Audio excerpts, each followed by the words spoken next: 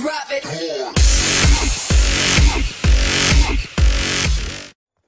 Yo, how's it going, guys? It's ELiTESHOT here, aka Sean, and today I'm bringing you guys a very quick video talking about the new Black Ops 2 patch. This patch is a few days old, so most of you guys might have heard this already, but I'm making this video to help everyone and to inform everyone that doesn't know about it yet. In this patch, they fixed, they updated, they nerfed, they buffed a bunch of things, but I'm only going to cover which I feel are the most important, and that is the gameplay balancing. To start off, let's start with the score streaks. The first score streak they fixed was the death machine. They increased the 3-hit kill range, making this thing more powerful and easier to get kills from long range. Before this update, I really felt like the death machine was pretty underpowered, and I always felt like there was assault rifles that could beat it out from long ranges with no problem at all. Thanks to this update, the death machine is probably now worth a try. Next up, they patched the Dragonfire. They gave the Dragonfire increased health, and they also reduced the gun spread. Before this update, I also thought the Dragonfire was kind of underpowered with the health aspect, because I would get Dragonfire and I would get shot down so quickly because the health was so low, and then even if I wasn't the Dragonfire for quite a amount of time, my gunshots, like the little turret on the Dragonfire, wasn't that accurate, and the spread was kind of ridiculous. It's pretty good that they reduced the spread, making it more accurate and easier to get kills with.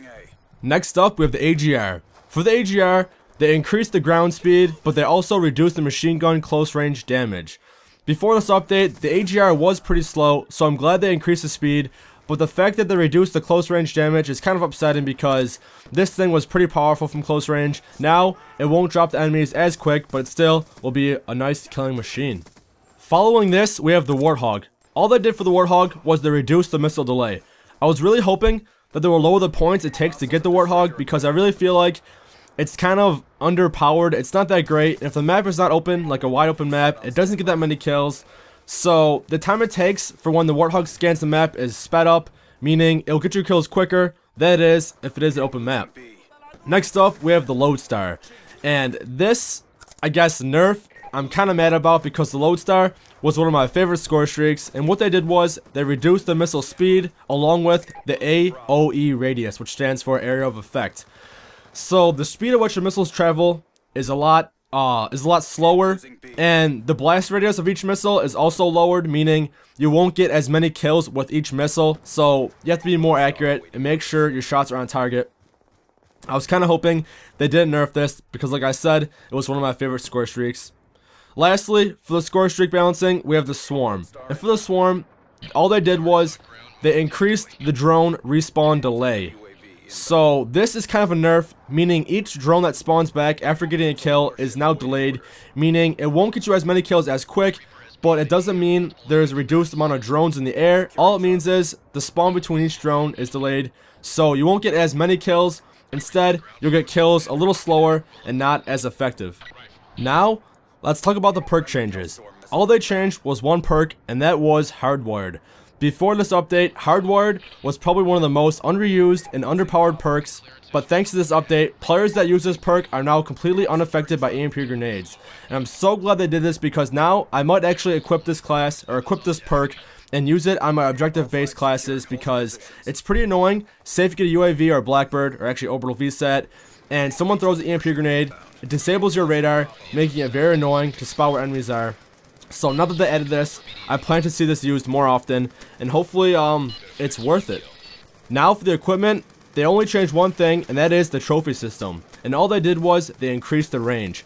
I really feel like the trophy system is, again, very underused, and what it is, if anyone's unfamiliar, whenever you set this thing down, it destroys any enemy grenades, equipment like flashbangs, stuns, EMPs, anything like that. It destroys it in the air before it affects you, so it's very helpful, again, when playing objective-based game modes.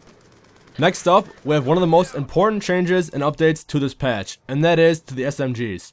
To all SMGs with using silencers, you now have reduced range. And this kind of sucks, because whenever I use my SMG, I tend to throw on a silencer because I like to be stealthy, I like to stay hidden on the map, and now the range won't be as great. You won't be able to drop enemies from as far, but anyways, SMGs aren't meant for long ranges, so you really should be sticking to those close quarter situations.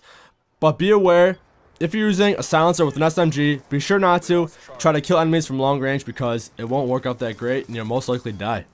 After the SMGs, we now have the assault rifle update. And this is probably the most important update out of the patch because it affects assault rifles a lot. And to start off, all assault rifles have reduced idle sway, meaning when you're aiming down sight, it's now easier to aim where the gun won't sway back and forth as much, making it easier to drop enemies from long range. And I'm pretty glad they made this update because before this, SMGs really dominated this game, and assault rifles were pretty underpowered. Not as many people use them because most maps are pretty close quarters. However, there are a few long range maps, and the fact that they're making the assault rifles more powerful really shows they're trying to balance the game out between both SMGs and assault rifles. Now, let's talk about specific assault rifles and what they did. For the M27, they reduced the amount of bullets for headshot kills at all ranges, and they also increased the 4-hit kill range, making this thing more powerful and being able to drop enemies quicker. For the Type 25, they also reduced the amount of bullets to headshot kills at all ranges, but instead, they reduced the hipfire spread, making it easier to hipfire. Along with the Scar, they again reduced the amount of bullets for headshot kills at all ranges, and then they also slightly reduced the maximum hipfire spread, making it easier to hipfire with. Next up, we have the SWAT 556. They increased the penetration from medium to long range, and they also increased the maximum number of bullets to kill at long distance and reduced the burst delay. Following that, we have the TAR 21, which is my favorite assault rifle, and they increased the 3-hit kill range, making this thing even better, being able to drop enemies at longer ranges quicker. Last but not least, the SMR. They added a slight increase to the damage so that the 2-hit kills can happen with minor penetration, and the headshot multiplier is increased at long distance. Finally, the FAL. They made it so it has increased recoil while using select fire, and they also made it have increased hipfire spread. And it kind of sucks they did this because the FAL was one of my favorite assault rifles. It could drop enemies, it could kill opponents so quick and so easy, but it was kind of overpowered. So I guess it's a great balancing thing they added, but the fact that it has increased recoil and increased hipfire spread makes it a little tougher to use. That's all for the assault rifles, and following that, we have the LMGs. What they did for them was they gave them reduced ADS time in and out. And I'm glad they did this because before this, all LMGs had a very, very slow ADS. It took forever to aim down your sight, and by the time you would aim down your sight, you were most likely dead. So giving them increased ADS makes them a little more powerful, and I guess more worth to use, because LMGs and most CODs really aren't worth using. They're very heavy, they're very bulky, you run slow as shit, and they're not that powerful because they can get dropped by higher ADS or by higher RPM weapons. But who knows, I might start using them more often. Almost wrapping up with the weapons, we have the shotguns. The only shotgun they updated was the M1216, and what they did was they gave it slightly increased short range damage. And this is the one burst shotgun. It's pretty weird, and it's the first time they have a burst shotgun in any Call of Duty. And it's nice that they did this because before this update, this shotgun didn't have much range, and I'm glad they made it a little more powerful and a little more fun to use. Finally, we have the pistols, and the only pistol they changed was the Executioner. And what they did was they increased the medium range damage. I never ever used Executioner. I never equipped it ever. I think I picked it up once, and I could barely get any kills. But who knows, maybe it's a little more powerful, and maybe it is worth using. You guys can tell me below. Alright guys, that's all for the update. I'm sorry I was kind of talking fast, but I really want to cover as much information as fast as possible. I didn't want to make the video too long, and if you enjoyed it, your like rating helps me out so much. It really, really does, and I always say that, but you guys don't understand how much it helps me and how happy it makes me. And you guys can comment below asking what you want to see next. I'm sorry for the lack of uploads, but I've been pretty busy with school. I have a new quarter coming up, new classes, new homework, and sadly more homework, which really sucks. But I'll be trying my best to bring you guys some more and new gameplay when Revolution comes out. The new map pack is coming out tomorrow. Look forward to it. I can't wait. But as always, guys, it's ELiTESHOT here, aka Sean, your friendly COD fanboy, signing out. Peace.